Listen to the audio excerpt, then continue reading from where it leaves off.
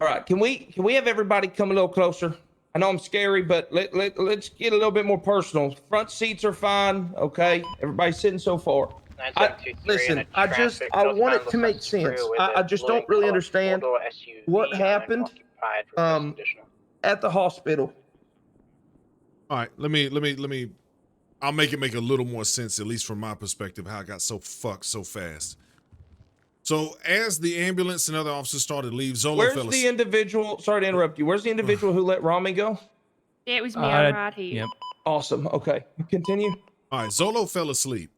Rocky didn't have a car, and all the other people were already in the cars, and they've been already laying there for like, I don't know, 10, 15 minutes. So I was like, all right, well, I'll pull back with my car because I had no bodies in my car. I'll stay with Rocky. We'll get Zolo, and then we'll go to the hospital, meet up with him. We get to the hospital, and Zakid is by himself downstairs in the garage, and he's already trying to hide and shit. So I find him. Bird comes right behind him. It just took Bird a second to hit the button, you know, to get behind him. So we got Zakid. He was fine. I called out the radio, asked, hey, where's K at? He's mine. Well, nobody answers. And then somebody comes to the radio and says, EMS let him out the ambulance. And then What EMS? Dipped. What EMS? I don't know who it was. There's like we need to. Do I have anybody who wants to find out exactly what EMS did that? Well, who said it first? I need to know who said it. Who took him out of the ambulance? Southbound I power. wasn't there to see it. And 4, we're gonna be east on Vinewood Boulevard. All right. Let's skip past that for a second. Okay. We found K. I found him in the morgue. He was hiding in a trash can. All right. He starts running away from me. Yeah, he's still cuffed. Yeah, but he's doing that little trot, like that reindeer trot thing.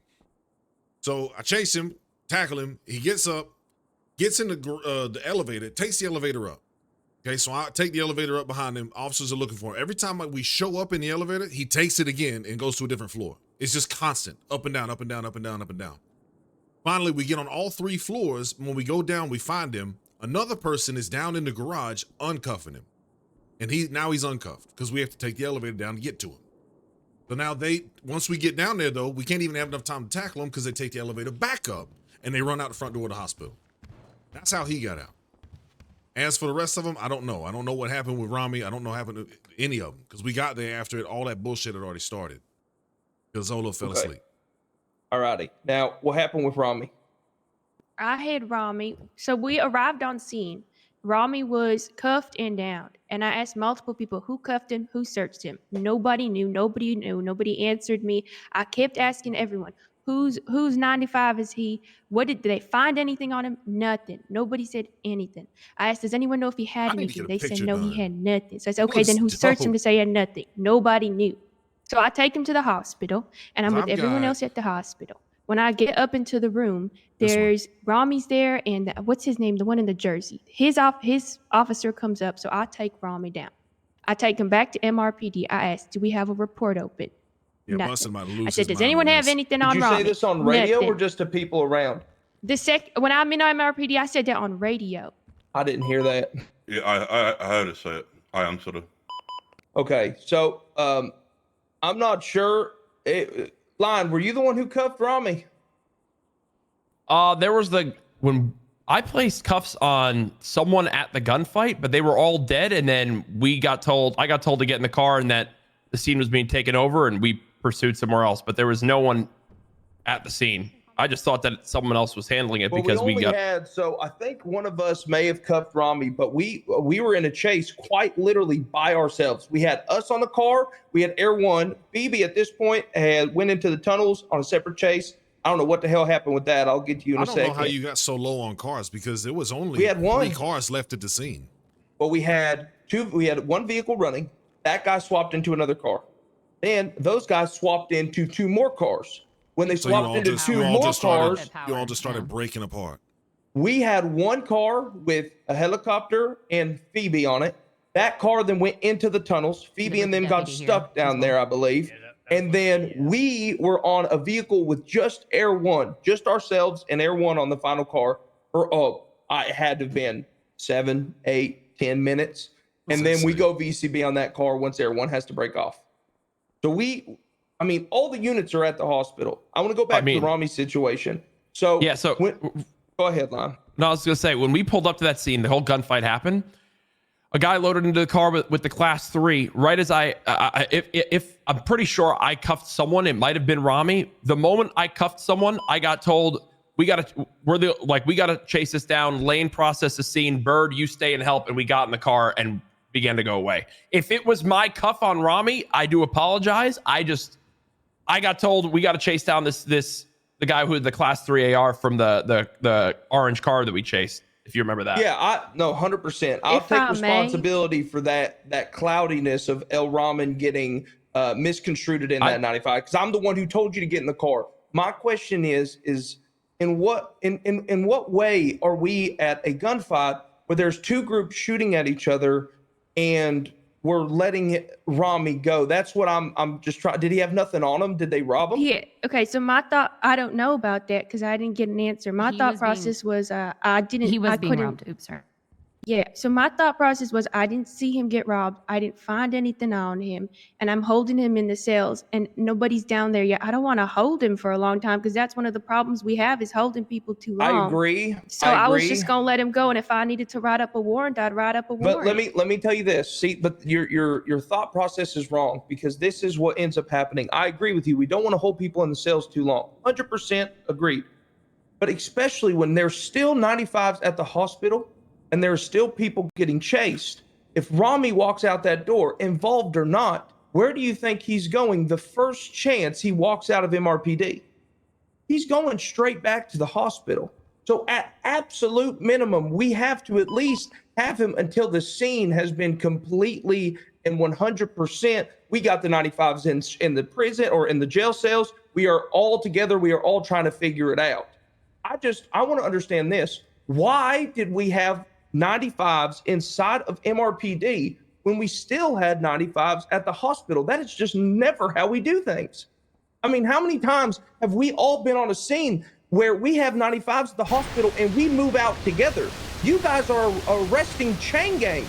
We got shot up by Bang Bang from the hospital to MRPD 2 days ago. What happens if one of you guys would have left with one of your 95s and got ambushed on the way to MRPD? I wasn't even aware somebody had left. Well, we had two. It's We on had me. Barry. I'll You take the took. full blame for that. Well, then, it's not 'cause I just you did because leave. Barry, you took your 95 as well, didn't you? Yeah, that's right. I was just attaching. I just heard asking for help at the hospital. I showed up and just seen Peanut and Mr. Kebun there. So I grabbed Peanut. Well, listen, instead of us pointing fingers, let's come up with some solid ideas here, or just a solid line of arresting. When we have a scene like this, especially when a majority of everyone is with 95s, please, for the God be my witness, if you are escorting someone to the elevator, escort them up the elevator. Do not let them walk especially Mr. Kebun, anywhere near the elevator without you escorting them and escorting them up to the floor. We know it works. There's no reason why we shouldn't do it. Amen. Number two, once we get them out of the beds, if they are not listening to you, you tackle them, tase them back to the elevator to your cars. Once you get down to your cars, you load the 95s into the vehicle and you wait for every single officer plus their 95s to get down there. Because what ends up happening is, just like some of you have for meatballs, we have 4 officers handcuffed outside the hospital with Mr. Kebun when all of us should be there helping them. It just, when we start to split up in our pursuits and our processing and everything, things fall through the cracks. If it's my mistake, if it's your mistake, if it's Barry's mistake, anyone's here mistake, it just, all the mistakes start compounding, especially when you're dealing with little shit bags like the Chang Gang, and it just it divulges into dog shit. So go ahead. I have a question. While I'm no longer brand new to the city, that I'm still new in certain ways. One thing that I've found confusing is, like earlier, for example, we had AJ. We are carrying AJ around. I think maybe Otter was with me and someone else.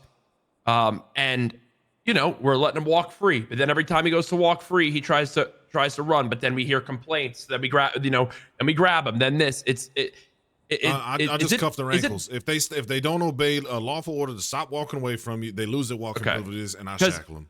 So then I guess in that moment, for just if I'm in that scenario in the future, if I'm in the scenario there, am I just supposed to straight up say, walk them from point A to point B and give them no autonomy, or am I, if you catch my drift? 'Cause You give them a chance. If they are failing to heed your commands, then you grab them and you escort them to where you need them to go. I mean, Tackle 'em and grab and 'em. I wasn't there, Bustin, but from how Lane's describing it, he's saying they get up from Nancy, they immediately run to that elevator, and if they start spamming that elevator, is that 100%. Yeah. like No, they do. Well, yeah, but he didn't get up from Nancy. He got out of the ambulance somehow before I was there, and he was hiding in the morgue. He made it to the elevator before I could even grab him. Can he? Can you? I just don't know. Can you use the elevator with cuffs on? Yes. So, okay. Again, but and that's why we need to just have the same procedure for everybody. If they're not listening to you, like you just described, line, and they're just running around amok. Oh yeah, no, I'll just be more of a dick for sure. You get up and you grab them. It's I get it. I don't like being the bad guy either. But whenever we have this kind of situation or this kind of scene going on, and two people decide not to be the bad guy, that screws over the rest of everybody else with their 95s. Exactly what happened, right? Just like Otter didn't want to be the bad guy in the sales. Now's the key to escapes, right? So go ahead, Lane. The hospital is and always has been and always will be an absolute fucking clown show. Yep. They see it as the last opportunity for them to see daylight for the next day, whatever. Right? So they're going to do every little thing they can to get away from you, and it's always going to be like that.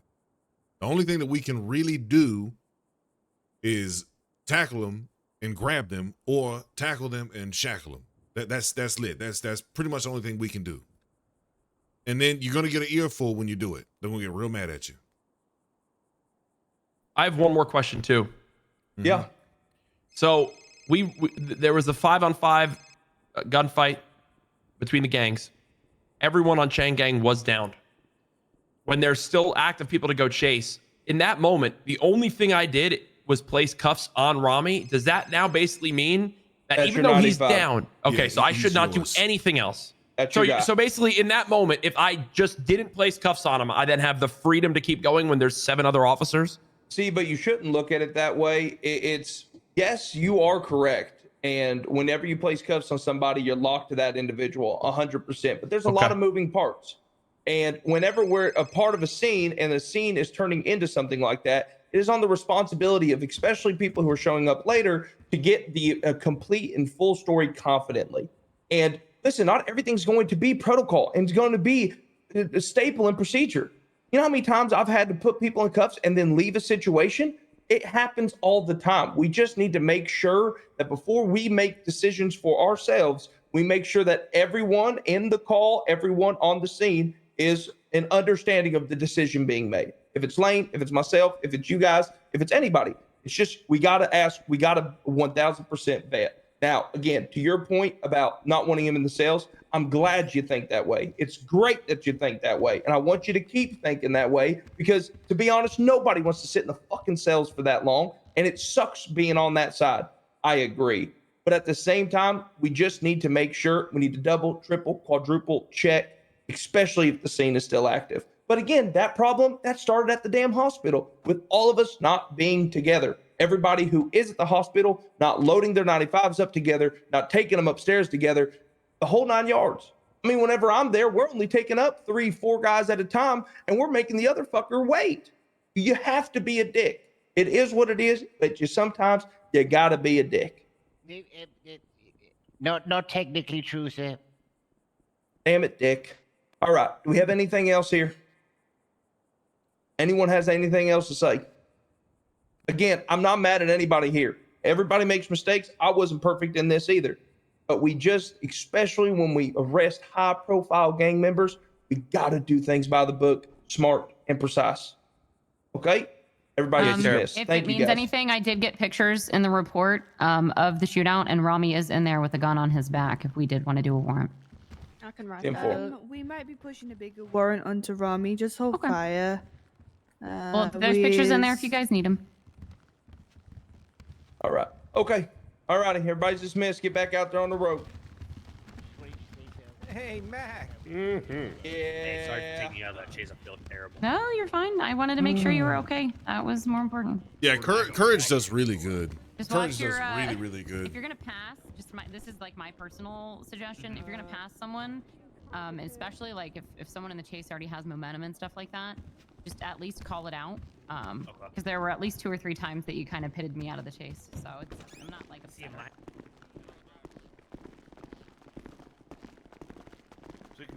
I fucking hate that hospital, by the way. Yeah. Who doesn't? What's wrong with the food after along the what do you call this? No, I mean, I always hate I've always hated the stupid clown show at the hospital. I get it, because, you know, for them, it's their content. They try to get away, stuff like that. They're going to do what they're going to do. But for us, it's not even like, it's just goofy. You know, it's just really goofy. Kay doing that, it was funny. Don't get me wrong, it was funny. But it made me look like a fucking retard. You know what I'm saying?